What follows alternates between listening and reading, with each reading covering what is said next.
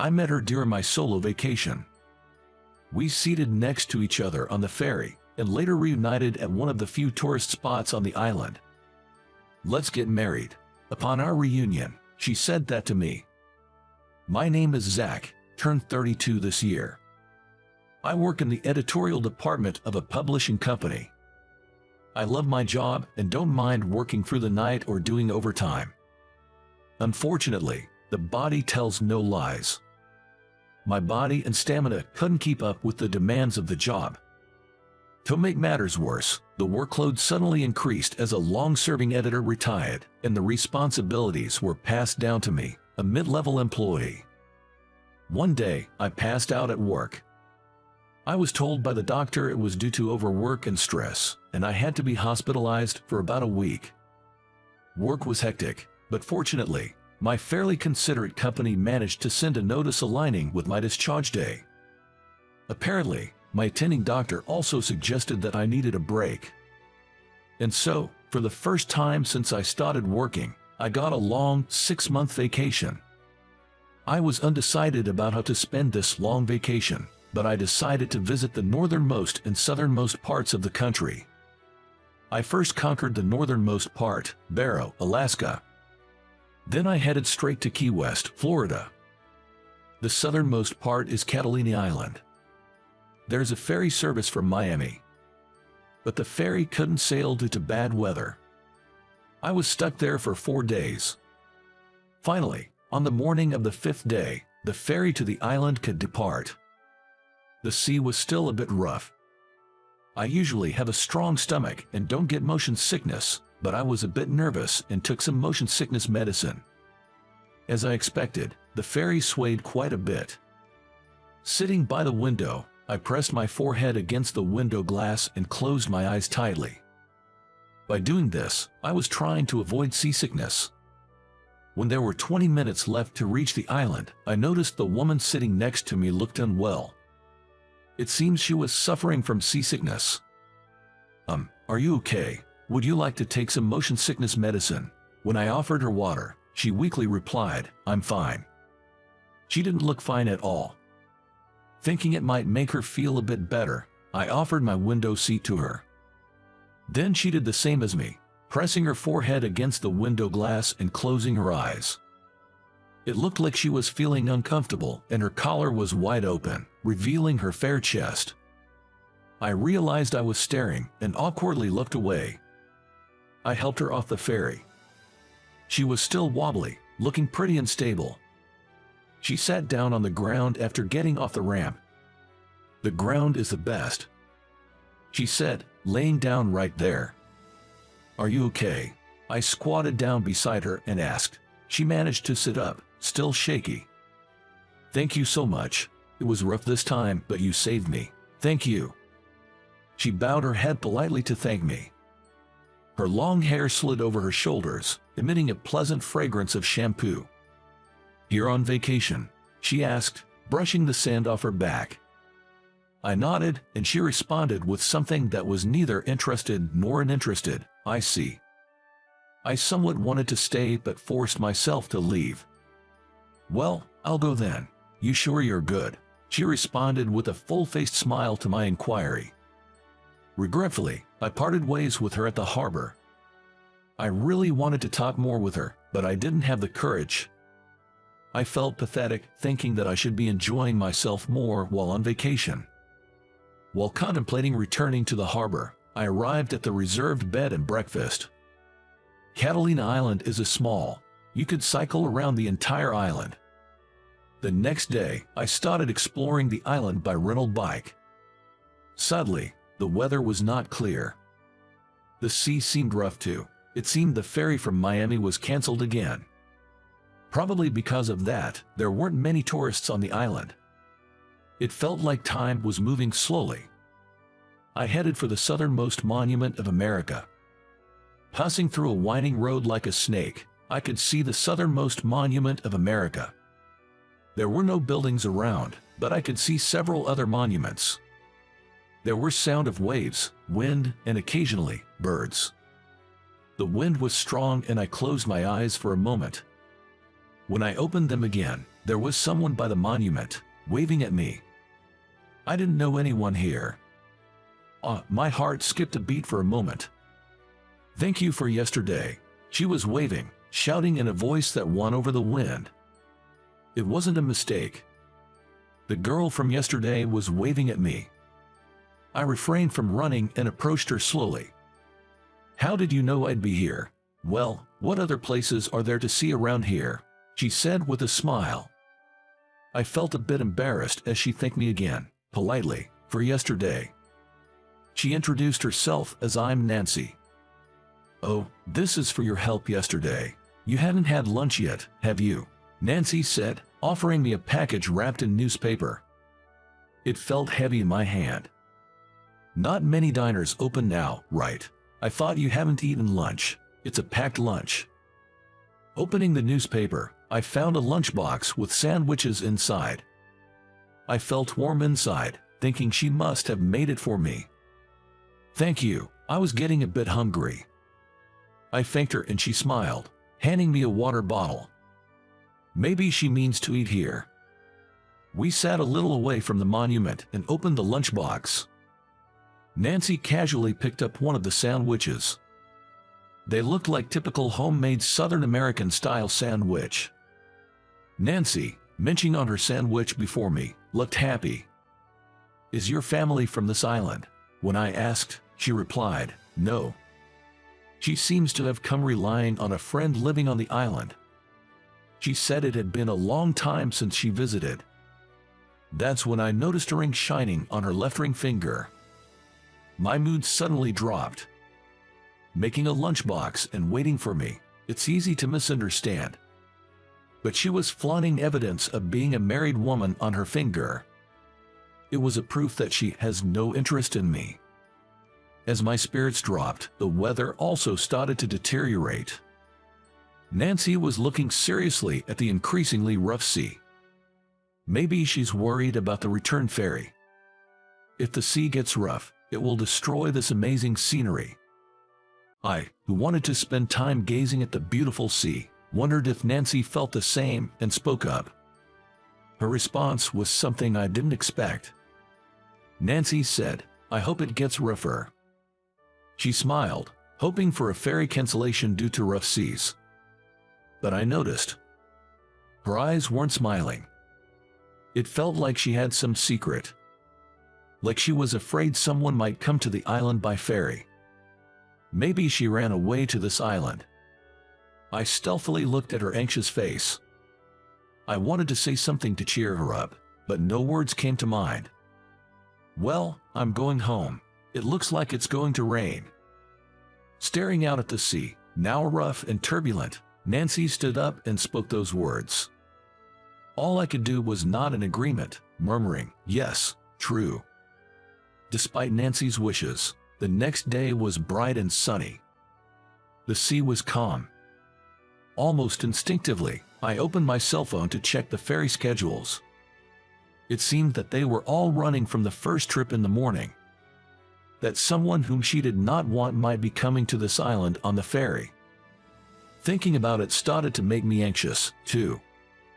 To shake off the anxiety, I decided to go for a walk after breakfast. The sun was much more intense compared to yesterday. While wandering aimlessly around the island, I could hear a man and a woman arguing. Without much thought, I headed in the direction of the voices. The scene was in front of a small house. There was a flashy, flamboyant guy raising his voice at someone. Nancy was standing in front of him with a sullen expression. Apparently, this man was Nancy's husband. I realized this must be the unwelcome someone that she was avoiding. Something must have happened, and Nancy had run away from her husband. Facing her loud, furious husband, Nancy remained cold.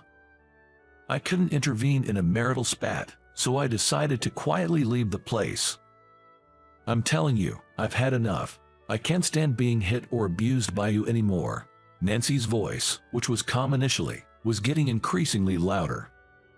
Hearing her speak about being regularly abused, I stopped in my tracks. If her husband was violent towards Nancy, I felt I had to intervene. Just shut up and come back home. You are making me chase you all the way out here." Her husband's shouting became louder and louder.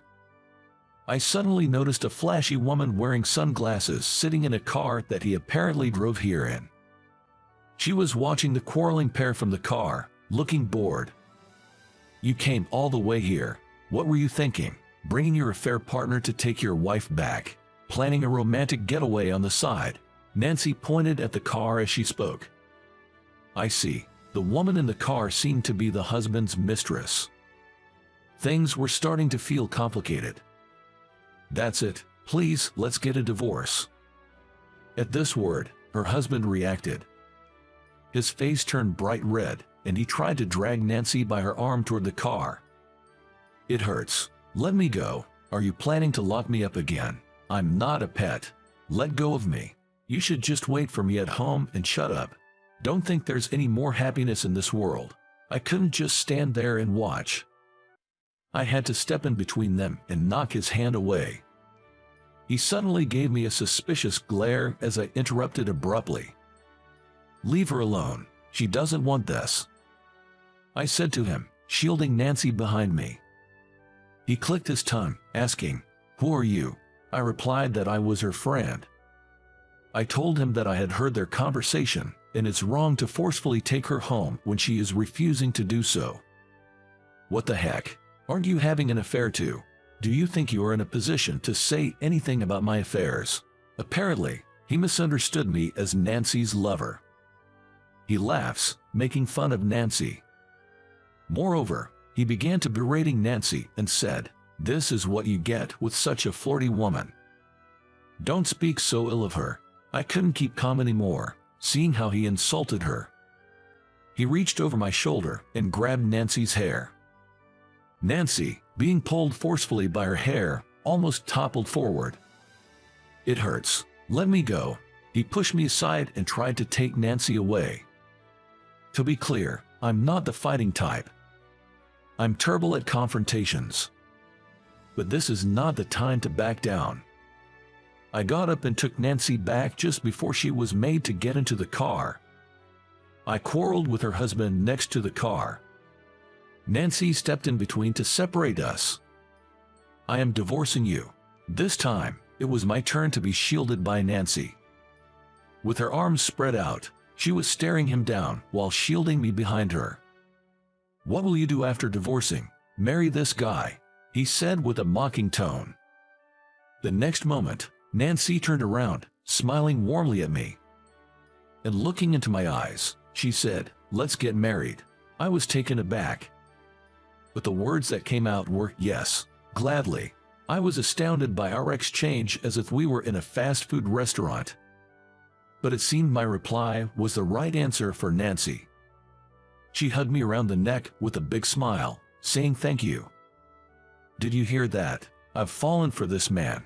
So, I want a divorce. I've never met such a kind person. I can't be with you anymore." Hanging onto my neck, Nancy turned around and yelled back at him.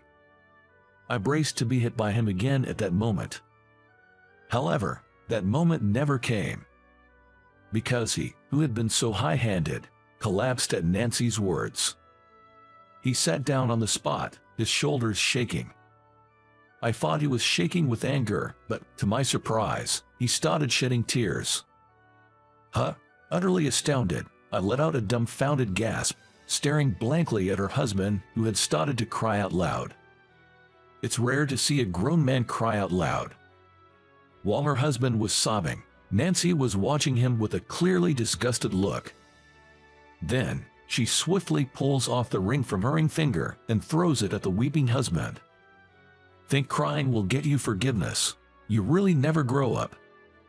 Nancy looks down at her husband with a contemptuous gaze. I heard later it was always this pattern. He'd imprison Nancy in the house, using violence to ensure she met no one. Then when she'd lose her temper, he'd cry and apologize. He could have affairs freely outside. When Nancy brought up divorce, he flew into a rage and became violent. And he finally clings to Nancy, sobbing. No wonder Nancy wanted to escape. Even her husband's current fling, sitting in the car, Was taken aback seeing him bawl. I remember when you were kind. This was the end of the road for a selfish man who thought a gentle Nancy would forgive everything. At Nancy's words, her husband's crying becomes even louder. I'll have my attorney contact you about the details. Don't ever come near me again, Nancy declared, leaving her sobbing husband behind. She tightly grips my hand and starts walking. When I look at her profile, she's firmly closing her mouth and staring ahead. Hey, did you really fall for me? I ask Nancy, who is walking and looking straight ahead. Nancy just answers, yes. I remember feeling the temperature of the hand I was holding rise slightly at that moment. So, I didn't ask any more. She probably wasn't lying. I was sure of it. Hey, let me say it too. She stops at my words and looks up at me with upturned eyes. Her eyes were wavering, seeming a bit anxious. It looks like she's afraid of being rejected by me. I've liked you since the first time we met. I think I will never forget Nancy's face turning red up to her ears the next moment. It's been 10 years since then. Nancy's fierceness back then was something else. I shiver just thinking about it. We're visiting this Catalina island, the place where we first met after a long time. Brings back memories. Next to me, Nancy, with my wedding ring shining on her finger, says this and smiles. I honestly tell her that seeing the ring on her ring finger back then had completely bummed me out. Nancy teases me with a really and a playful laugh. What happened to the ring that you threw away? That ring. It was embedded in the ground. The next day, Nancy said she found the ring embedded in the ground and stepped on it. She laughed uproariously, saying it might come out if dug up. Immediately after that event, we hired a lawyer and proceeded with the divorce process. Her ex-husband wouldn't agree to the divorce, so in the end, it came down to mediation. I wanted to marry her right away, but the divorce took about a year to finalize. I officially proposed to her the night the divorce was finalized. And happily, we get married a year later. It felt like a long journey. Now, blessed with 2 kids, we are a happy family of 4. We have our occasional fights, but that's part of the charm. I think I'm the one who usually gives in during our arguments. Hey, Mom, Dad, come here. Over here, over here. Our children call us with loud voices. Our daughter takes after me, and our son is the spitting image of Nancy. Their personalities are also similar, which makes us laugh. We walk towards our waving children, hand in hand. Okay, time for a quiz. The word quiz excites the kids. So, what kind of place is this? My question is met with voices of dissatisfaction from the kids. It's too easy and not interesting, they complain. Then our daughter snorted and answered. Don't play dumb. It's the southernmost part of America, right? I told her with a composed face, no, that's not right. And once again, there are boos from the children. This is where your mom first let your dad taste her homemade lunchbox. My daughter hits my knee in frustration as I speak jokingly. We didn't know that. The children unanimously voice their complaints. Next to them, Nancy, looking a bit guilty, is smiling. What? I sense she has a secret. Then, scratching her head, Nancy said, actually, that lunch was made by my friend. A truth I learned after 10 years. The kids roll over, laughing hysterically. The beautiful memory shatters, leaving me stunned for a moment. So this is what they mean by truth is stranger than fiction. Come to think of it, Nancy was bad at cooking. I didn't notice about that lunchbox until now. I guess I was just head over heels for her.